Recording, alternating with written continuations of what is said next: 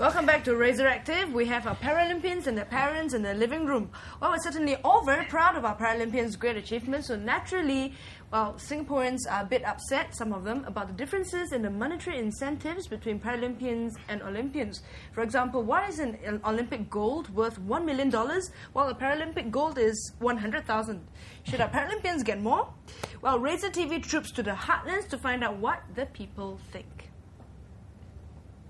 Do you know that Singapore has won a gold medal in the Paralympics? No. Oh, Paralympics, is it? Yes. Do you know that Singapore has won a gold in the Paralympics? Paralympics.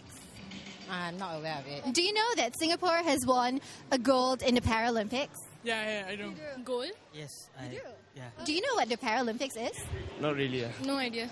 Okay. The Paralympics is like the Olympic event for people with disabilities. Do you know anything about the Paralympics?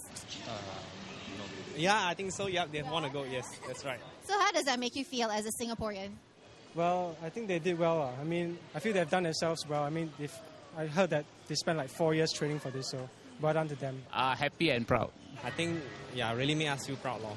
It's a rare sight, you know. In fact, first time, I think. Do you know that a gold medal in the Olympics is worth $1 million, whereas a gold medal in the Paralympics is worth $100,000? So what do you think there's such a big difference? I mean, it doesn't make any difference to me. I mean, silver medal, gold medal is obviously a medal.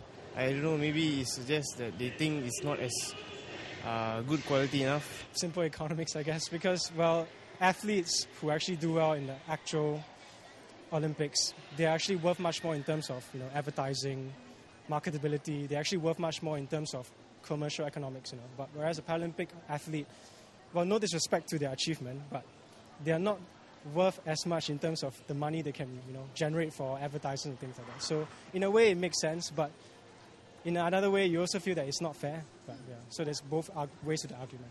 To me, money is not everything. What is important that you want the person represent a country, they make the country proud and they will remember forever. It's not fair lah.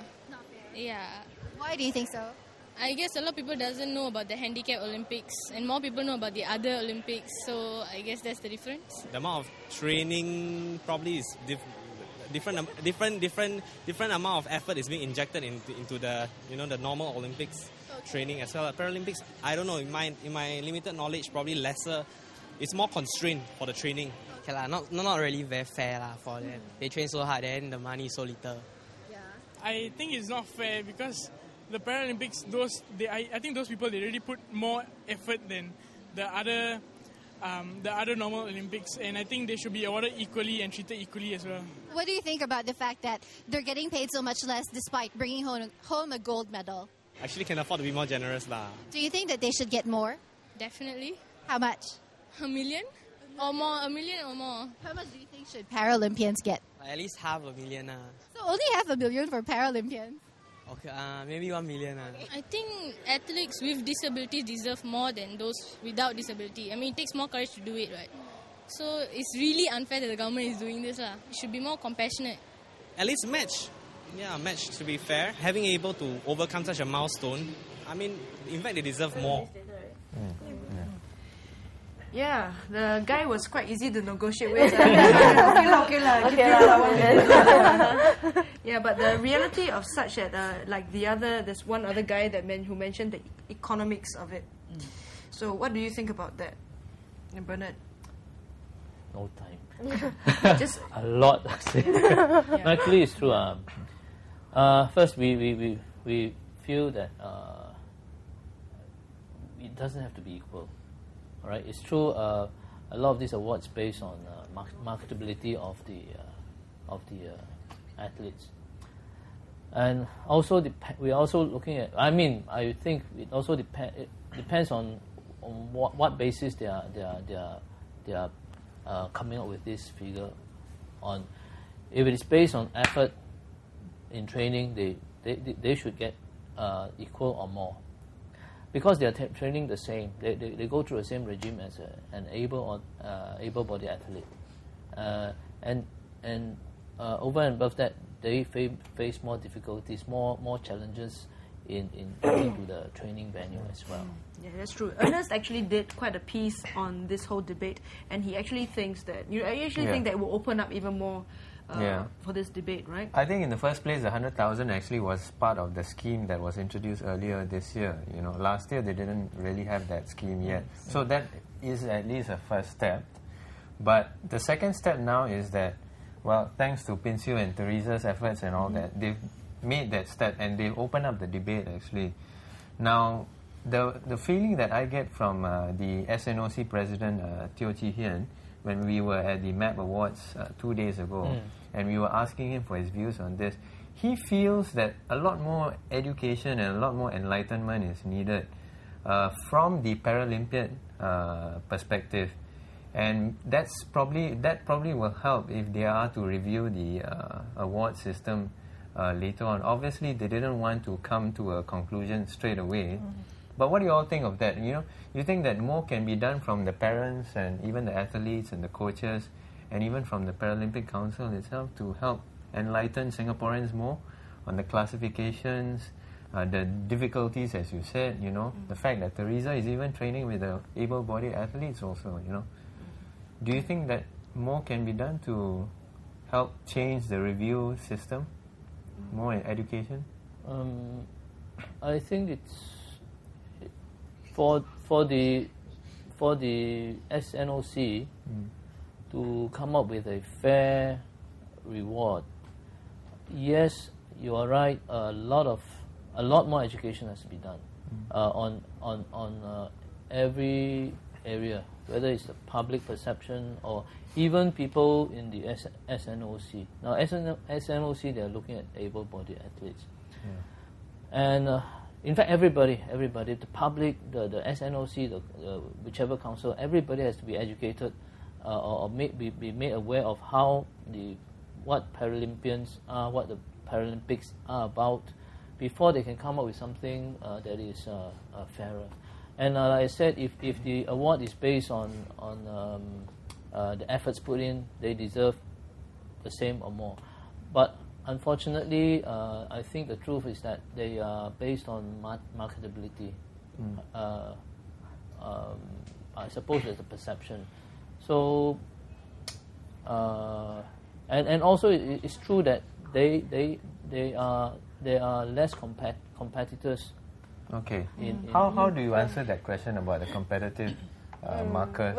First, I want to say that I think it's very nice that people are very concerned about how much money we get. But from an athlete's point of view, because nobody's been really asking the athletes, it's not about the money. And it's, I think, another thing is that the money doesn't come from the government. I'm not sure about the percentage of where it comes from or all, but from the private sector, right? Actually, sponsors, from Tote Board, yeah. Singapore Pools, And I think that SDSC, SMPC have been very supportive of us, and how do I say this? And I think it's, from my view, it's a very good start.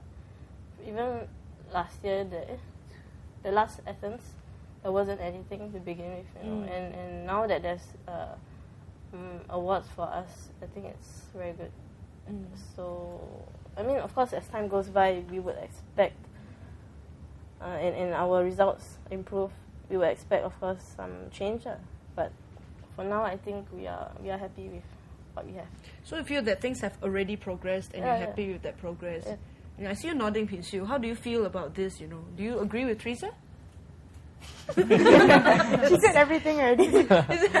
What do you think needs to be done next to move the process along? Obviously, everyone is willing to have a debate about this. There seems to be a more open, receptive attitude towards this. What do you think needs to be done to educate people?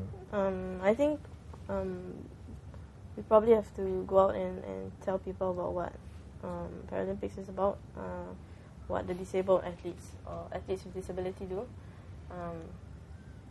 And I think one of the reasons, I actually think it's good that they started with a lower amount, because I think it's quite an eye-opener to start with $1 million carrot for an athlete. And I also think that if you if you put such a huge amount, you tend to attract the wrong kind of athlete. You know, if you get what I mean. Versus the people who are in it just for the money. But you come from the standpoint that it's not about the money; it's about the sport and sporting spirit. It's definitely nice to have monetary awards after you've won a medal, but it's not about the money. I think for parents, we all would feel the same. To get them in sports, what they have achieved is not for the money. It's really not for the money. But if with the monetary awards, of course, that's a bonus. Well, I'll tell you what. To make up for the difference between 100,000 and 1 million. This is for the 900,000. This is for you. Thank you. And and this is for you. Thank you. Oh. 1, 2, 3, 4, 5. Oh, they're counting the. So that's 900,000. 100,000. Yeah, 100,000 each. 1 bear is 100,000. Yeah, 99 bears. So yeah, thanks so much, Pin Siu and Theresa and Mr. and Mrs. Goh, Mr. and Mrs. Ip for being on our show tonight. Well, that's all we have for you tonight. But before we leave you, here's our Razorism for the day. Success means having the courage, the determination, and the will to become the person you believe you were meant to be. That's by George Sheehan, an American physician, author, and running enthusiast. And thanks all of you for joining us on Razar Active. We've enjoyed being with you tonight. But don't go away, all of you, because news is up next with Razor's Top 5.